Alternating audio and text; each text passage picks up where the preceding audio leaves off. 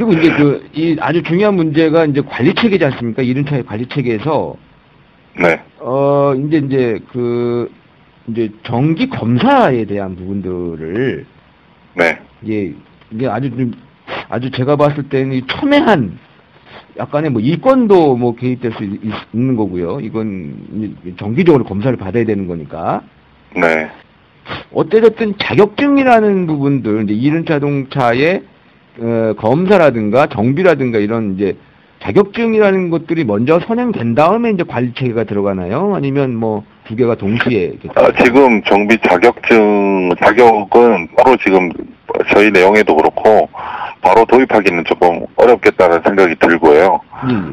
그러니까 외국 뭐 정비 업소도 그렇고 뭐 이제 자동차처럼 1급, 2급, 뭐 3급 이런 식으로 나누기는 지금 이제 그 정비 업소들도 지금 뭐 판매도 다 같이 겸업하고 있지만 대부분 그 영세하기 때문에 그렇게 뭐 시설 기준도 자동차 수준으로 강화하고 정비 자격도 뭐 이런 자격증 있는 사람을 고용해야 되고 이렇게 하면 지금 업계 현실적으로 그게 상당히 실질적으로는 불가능하다 이렇게 저희 보고 있는 거거든요. 국토해양부에서도. 그래서 이제 다만 지금으로서는 전혀 아무런 기준이 없기 때문에 그 이륜차 관리 사업이다 이런 이름으로 통합을 해가지고 거기에 끌어들여가지고 이제 만약에 뭐 불법 개조를 하다 걸린다, 뭐 정비를 심각하게 잘못한 뭐 그런 게 있다 이런 게 있으면 그 등록을 그러니까 그 업소 허가를 뭐 등록을 취소한다든지 아니면 거기다가 뭐 영업 정지라든지 뭐 과태료를 매긴다든지 이런 거는 할 수 있도록 지금 하겠다는 겁니다. 근데 이제 거기다가 이제 좀 세부 기준으로 이제 차차 정비나 뭐 자격이라든지 뭐 이런 거를 좀 더 이제 보강을 이제 차차 하겠다는 거고요. 일단 지금 현재로서 자동차와 거의 같은 수준으로 도입을 지금 하는 내용은 아닙니다. 그러니까 이제 정기 검사는 그거랑은 전혀 관계없이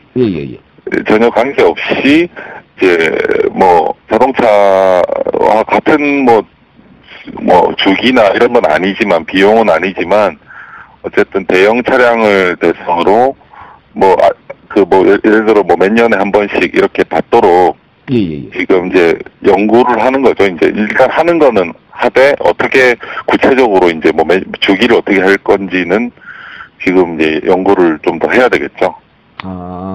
네. 그래서 저희는 이제 이거를 정기검사를 도입한다는 방향을 또 언제 기한까지 그렇게 설정을 한 거고요. 그러니까 실제는 국토해양부에서 이제 좀 더 세부적인 기준을 정해서 실행을 해야 되겠죠.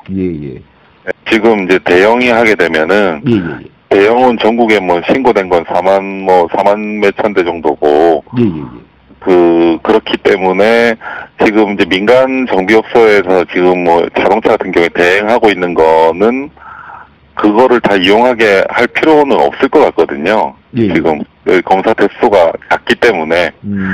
그래서 이제 처음에는 이제 그 전국에 있는 교통안전공단인가요? 거기 직영하는 검사소들 있지 않습니까? 네, 그러니까 그 전국에 이제 퍼져 있는데 이제 거기서 아마 시작을 하게 되지 않을까 싶고요. 그러니까 특별히 뭐 민간에서 정비 자격을 구비해가지고 그 뭐 대행업소를 만들고 이제 이런 수준은 아닐 것 같고 이제 그게 확대가 된다면 나중에 이제 뭐 중형 소형까지 이제 확대가 된다면은 뭐 그 개수도 많아지고 또 뭐 사용자 편의성도 있고 해야 되니까 이제 좀 자동차랑 비슷하게 장기적으로는 갈 수 있겠죠. 그때는 정비도 말씀하신 대로 검사소를 운영하려면 검사 대행을 한다든지 하려면은 자격도 필요하고 이제 그렇게 되겠는데 지금 단계는 이제 시작 단계이기 때문에 네 그렇게 아마 직영도로공단에서 이게 교통안전공단에서 직접 하는 방향으로 아마 될 겁니다. 검사라는 게 대부분 안전검사가 유관검사고 그 외에 소음하고 이제 배출가스만 이제 그 장비를 통해서 이렇게 하지 않습니까? 이제 그런 것도 이제 크게 뭐 자동차랑 다르지 않은 수준으로 하기 때문에 그 기준은 약간만 다르다 하더라도 이제 방식이나 여러 가지는 거의 같기 때문에 뭐 기존에 이제 하시던 분들이 그 안전공단에서 뭐 자동차 자격을 가지고 계시더라도 일단 그분들이 하게 되겠죠. 상당히 뭐 모든 부분 전반적으로 다 시작하는 뭐 시점이라고 보시면 되고요. 그렇죠. 그러니까 이게 지금 뭐 저희가 발표를 했지만 일순간에 막 뭐 선진국 수준이라든지 아니면 완전히 체계적으로 바뀌는 기는 어렵거든요. 예, 정말. 그 부분을 감안을 하셔서 생각하셔야 되고, 예. 일단은 이제 저희가 방향 설정을 했으니까, 예. 정부에서도 이제 이런 방향으로 이제 뭐 1년이 걸리든 2년 뭐까지도 걸리든 간에 이렇게 이런 방향으로 일단은 정책 방향을 설정했다는데 이제 의미를 두시고 보셔야 될 겁니다. 예. 그래서 네. 예, 그거는 전 굉장히 큰 의미가 있다고 생각하고요. 아무도 보도를 안 해요. 이른차 언론 쪽에서 뭐 보험료 쪽에만 좀 관심이 뭐 주로 이제 있는데, 네. 그리고 보도 자체가 조금 보험료 깎인다라고만 자꾸 네네. 아주 한정적인 부분에서만 보도가 나가서 예, 사실은 이게 굉장히 의미 있는 이른차 쪽에서는 굉장히 터닝 포인트가 될 수 있는 굉장히 중요한 것임에도 불구하고 좀 보도가 좀 세부적으로 안 된 것 같아서 제가 좀 죄송하지만 그 시간을 좀 많이 뺏는 것 같습니다. 그리고 이게 또 이제 좀 라이더들의 아주 그 초미의 관심사죠. 불필요하게 지정된 자동차 전용도로 때문에 라이더들이 불편을 겪었던 부분들에 대해서 재검토를 하겠다라고 하셨습니다. 그래서 이 부분 특히나 양재대로는요, 저희 회원님도 이제 막 민원을 넣고 막 그랬었거든요. 근데 양재대로라는 도로 자체는 자동차 전용도로의 구비 조건에 맞지 않습니다. 그럼에도 불구하고 양재대로를 이제 좀 뭐라 그럴까요? 좀 제가 봤을 땐 정부 측에서 좀 우격다짐으로 했어요, 이거를. 그래서 모터사이클 들어가지 못해요. 이륜차가 들어가지 못하는 상황이 됐지요. 이 부분에 대해서 제가 집중적으로 또 한번 물어봤습니다. 전용차로는 어디까지 일단 그 개방을 허용할 것이냐 한번 들어보시죠. 그 주무부처에서는 이게 전용차로 이제 불필요한 그리고 이제 그 우회도로가 굉장히 먼 이런 것들에 대해서 검토를 하고 계신다고 했는데 그게 좀 구체적으로는 어딘지는 혹시 저희가 이제 몇 개만 지적을 해가지고 부처에다가 줬고요. 예로 이런 게 있더라. 그리고 이제 그렇기 때문에 이거를 전반적으로 조사를 해가지고 조사를 해라 이제 이렇게 된 거죠. 지금 상태는. 저희가 예로 든 거는 뭐 이제 뭐 창원 터널 구간하고 그 다음에 그러니까 이제 이 우회로가 먼 곳은 창원 터널이나 뭐 몇 군데 뭐 전주 완주군이었나 뭐 그쪽하고 영월 쪽하고 뭐 이렇게 얘기를 했던 것 같고요. 그 다음에 뭐 중간에 이제 거의 같은 도로 여건인데 갑자기 짧은 구간만 자동차 전용도로 지정된 곳은 그게 이제 7번 국도하고 38번 국도를 지적을 했었죠. 그리고 이제 시설 기준하고 뭐 이런 신호등 체계 이런 것들이 현재 기준에 안 맞는데 이제 전용도로 지정된 곳은 뭐 양재대로 일부 구간하고 언주로 뭐 그다음에 남부순환로 일부 구간 이렇게 이제 지적을 했죠. 나머지는 조사를 해서 그 필요성이 있는 곳을 풀어라 이렇게 지금 됐습니다. 노들길도 사실은 좀 많이 우회도로가 굉장히 메롱한 곳인데 사실 거기를 통하지 않으면 굉장히 그 많은 곳을 돌아서 이제 공항 쪽으로 가야 되는 좀 불편함이 있는데 이게 사실 근데 이 도로 등급에 따라서 그 그러니까 그 주관하는 부처가 좀 되게 다릅니다. 그래서 그러니까 주요 큰 국도 같은 경우는 이제 국토양보 직접 관리를 하는데 그게 아니라 이제 일반 지방자치단체 그러니까 좀 더 작은 국도나 지방도는 이제 지방자치단체가 직접적인 관리 부서가 되고요. 그리고 뭐 이렇게 인접한 도로 그러니까 이제 지방자치단체이기도 하고 그 큰 국도가 이렇게 합쳐져 있는 구간이 있어요. 그런 거는 이제 반반씩 뭐 같이 협의를 하도록 돼 있거든요.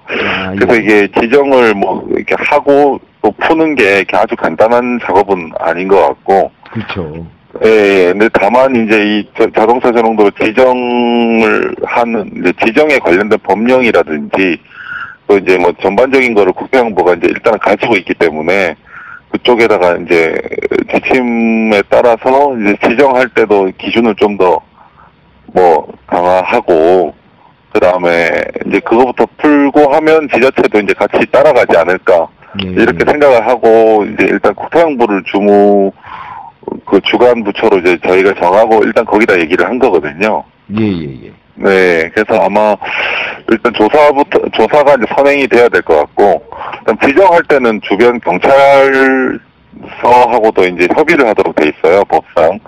예. 그래서 이제 경찰하고도 협조가 좀 필요하고 한데, 일단은 이제 전반적인 전국 국도의 현황을 이제 먼저 조사를 할 겁니다. 하고 나서 뭐 어떤 부분이 문제가 있는지를 찾아보게 될 겁니다. 예. 예. 예, 잘 알겠습니다. 저는 이제 물어볼 사항들은 이제 제가 좀 얼추 물어본 것 같습니다. 네네. 예. 앞으로도 좀 그 이륜차 발전을 위해서 좀 많이 수고 좀 해주십시오. 하여튼 뭐 관심 가져주셔서 감사하고요. 예. 네, 또 뭐 연락 주시죠. 예, 감사합니다. 네. 예, 수고하십시오. 감사합니다. 그리고요, 여기서 또 한 가지 중요한 거는요, 이륜차를 제작하시거나 수입하시는 분들 이 보도자를 꼭 보셔야 됩니다. 특히나 사실은 뭐 대림이나 S&T는 주무부서가 있어서 거기 이제 전담하시는 분들이 있잖아요. 그래서 그 분들은 제가 사실 얘기를 안 해도요, 그 분들이 저보다 훨씬 더 많이 아시는 분들이 많거든요. 그래서 뭐 이제 그런 대기업들은 제가 굳이 말씀을 안 드려도 되지만, 이제 뭐 조금만 이제 제작사가 아니라 수입하시는 분들, 이런 분들은 반드시 이 자료를 보셔야 됩니다. 그래서 변화되려고 하는, 그러니까 이 자료를 토대로 이륜차의 기본적인 정비를 하겠다라는 거예요. 그러니까 요 부분들을 반드시 그 수입업자 되시는 분들, 정식 수입업자건 뭐 개별 수입업자건 요 부분들은 반드시 한번 보셔야 될 것 같습니다. 중요한 내용도 좀 있어요. 예, 그리고 향후 조치 계획 뭐 이런 게 있습니다. 그리고 너무너무 중요하고 제가 굉장히 중요하다고 생각하는 아주 첫 번째, 그러니까 이륜 문화가 바뀔 수 있고, 이륜 문화가 정착되는데 제 생각에, 뭐 개인적인 생각입니다만, 제 생각에 가장 중요하다고 생각하는 것 첫 번째 단계가 뭐냐, 이륜 자동차의 면허 체계의 보완 및 변화입니다. 지금 현행, 그러니까 굴절만 사실 통과하면 돈만 주면 막 300km 넘는 거 오토바이를 타고 바로 도로에 나갈 수 있는 이 시스템에서 실질적으로 라이더들을 보호하고 어느 정도의 교육 체계를 갖출 수 있는 그런 면허 체계, 면허 시험 체계와 관리 체계를 갖는 것, 이것이 굉장히 중요한데 요 부분이 여기 있어요. 그래서 제가 봤을 때는 요거를 이제 일본 모델화해서 벤치마킹 할 것이냐, 아니면 캐나다 쪽에 그런 시스템을 벤치마킹 할 것이냐, 요런 부분들을 좀 지켜봐야 될 것 같고요. 제가 봤을 때는 아무래도 좀 캐나다 쪽, 그쪽에 면허 시험이라든가 면허 시험 체계라든가 방법이라든가 이런 부분들을 교육이라든가 벤치마킹하면 그 사고율을 줄이고 라이더들을 보호하는데 도움이 되지 않을까. 뒤에 보면 그게 나와 있어요. 개선 조치 사항 뭐 이런 게 있는데 조치 기한과 주관 부처가 나와 있습니다. 그래서 라이더분들이 이걸 꼭 기억해 두셔야 됩니다. 그래서 사실은 이제 이런 자료가 나오면 국무총리 이렇게 국무총리실에서 회의가 된 거잖아요. 분석하고 검토가 된 겁니다. 그러면 국무총리 명으로 이제 각 부처에 이제 내려가서 이렇게 하는 것이 바람직하다고 하니 국토해양부나 경찰청이나 이런 데서는 그거에 맞는 대안을 마련하시고 현실적인 대안을 마련해서 실행하도록 하세요. 그리고 내려보낸단 말이에요. 이륜자동차 관리 강화가 조치기한이 12년 상반부로 되어 있습니다. 국토부 경찰청 그리고 국토부 다 2012년 상반기로 되어 있고요. 보험 가입률 제고 방안 뭐 이런 것들이 요게 이제 2013년 하반기쯤 요렇게 해서 하겠다. 이거 국토부고요. 무보험 이륜자동차 운행 단속 강화 이거는 아마 50cc 등록이 종결되는 그 타이밍과 맞춰서 경찰청과 국토해양부가 같이 운행 단속 강화를 할 것 같고요. 그러니까 이런 것들이 이제 쭉 나와요. 쭉 나오고 기존 언론에 보도가 되기는 했어요. 9시 뉴스도 나오고요. 일간지에도 보도가 많이 됐고요. 그런데 문제는 뭐냐면 보험료, 그러니까 요 부분에 대해서만 나왔습니다. 그러니까 뭐 서민들의 보험료를 낮추겠다. 그래서 뭐 이렇게 뭐 퀵서비스 하시는 분들이라든가 뭐 이제 그 음식 배달을 하시는 그 분들, 요 분들의 보험료를 조금, 그러니까 17% 정도 이렇게 내리고 하겠다라고 했는데 사실 그게 얼마나 큰 도움이 될지는 잘 모르겠고요. 제가 봤을 때 전반적인 이륜차의 면허 체계 그리고 자동차 전용 도로에 대한 재검토, 그 검사 제도를 통한 관리 체계의 강화, 요런 부분들은 굉장히 환영할 만한 부분들이고 굉장히 많은 고심을 하고 치밀하게 조사한 부분들이 아니냐라고 해서 저는 굉장히 환영하는 바입니다. 그러니까 제가 인터뷰한 분은요, 이원재 사무관님이라고 하시는 분인데 이분이 라이더십니다. 실제로 대배기량도 타시고 역시 라이더의 문제는 라이더가 해결해야 되는구나 라는 것들을 다시 한번 새삼스럽게 느꼈습니다. 네, 수고해주신 이원재 사무관님 땡큐, 겁나게 땡큐입니다. 반드시 이 부분이 이제 그 부처에 내려가서 현실성 있게 실행되기를 바랍니다. 이륜차와 관련된 그리고 라이더 분들이 이것을 반드시 기억해야 됩니다. 그리고 이제 이제 격동기가 찾아오지 않습니까? 이제 4.11 총선과 그리고 이제 조금 있으면 이제 대통령 선거 이런 것들 이제 아주 이제 굵직굵직한 행사들이 있습니다. 그래서 어떤 분들은 야 이거 선거철 미끼 아니냐 이런 이야기를 하시는 분들도 있어요. 그리고 타이밍이 또 그렇게 말할 수 있을 만한 분위기도 되는 건 사실이지만 문제는 여태까지 대한민국의 이륜차 행정이나 제도에 관한 그 보고라든가 연구나 분석이랑 이런 것들이 이렇게 꼼꼼하게 돼본 적이 별로 없어요. 그래서 저는 시기를 떠나서 이런 관심을 가졌다는 것 자체가 저는 무지하게 반갑고 고맙고 반드시 이것이 주무부처에 내려가서 현실적으로 실현이 된다라는 생각이 들고, 그렇게 돼서 혹시나 정권이 바뀌더라도 정권이 바뀌었는데 원나라당이 되든 통합이 되든 새누리가 되든 어찌됐든 우리 라이더들이 이걸 기억하고 그때 국무총리실에서 이걸 했단 말이지. 근데 왜 안 하냐 이거야. 그랬는데 이거 하면 이거 그냥 장난한 거야 이렇게 막 따질 수 있는 근거가 될 수 있다는 거예요. 예, 어찌됐든 국가에서 한 거니까 국가에서 하라고 지시를 했는데 왜 안 하니? 라고 라이더들이 따져 물을 수 있는 근간이 되고요. 이 방송을 만드는 것 자체가 요 데이터가 남으면 다시 라이더분들한테 상기시켜 줄 수 있는 그런 데이터가 되지 않을까 싶기도 하고, 이륜차 개선 대책이라고 이제 말씀드릴 수 있는데 요 부분은요 아주 많은 의미를 내포하고 있다라는 거, 그리고 이것에 기초해서 이것을 골자로 기본적인 노선이 정해지는 거예요. 이륜자동차 정책의 기본적인 방향을 설정한 겁니다. 이 문서 굉장히 중요한 거예요.